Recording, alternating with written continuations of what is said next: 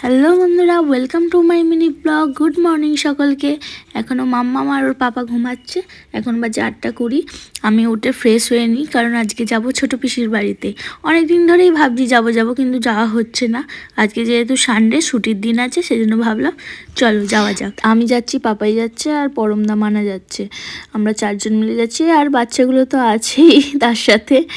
আর এখন আমি পুজোর জোগাড় করে রেখে দিচ্ছি, কারণ মাই পুজো করে নেবে, আমার সময় হবে না, রেডি হব।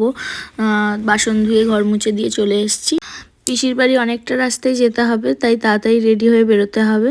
এখনও মামাম ঘুমাচ্ছে, ওকে ডেকে খাইয়ে বেরিয়ে পড়েছি আমরা। আর মানারাও চলে এসছে, এখান থেকেই মিট করে নেওয়া হয়েছে একবারে। এখান থেকে যাওয়া হবে। মানা ওই দিক থেকে ব্লগ করছে, আমি ওই দিক থেকে করছি। তো আমরা গাড়িতে উঠে পড়েছি, বেরিয়ে পড়েছি। যেহেতু আমরা বাড়ি থেকে ব্রেকফাস্ট করে বেরোইনি, তাই জন্য খিদে পেয়ে গেছিলো সকলেরই, বিশেষ করে তো বাচ্চাগুলোর। তাই এক জায়গায় দাঁড় করিয়ে আমরা খেয়ে নিয়েছিলাম লুচি আর ঘুগনি। ভাবলাম কীরকম খেতে হবে না হবে, কিন্তু খেয়ে দেখলাম ভালোই টেস্ট ছিল। তো আমরা পিসির বাড়ি পৌঁছে গেছি। আসা মাত্রই পিসি দেখছি রাস্তাতে দাঁড়িয়েই ছিল, আমাদের জন্য অপেক্ষা করছিল। তো চলো ভেতরে ঢোকা যাক। ভেতরে গিয়ে দেখছি পিসি 3টে প্লেট ভর্তি করে মিষ্টি দিয়ে দিয়েছে।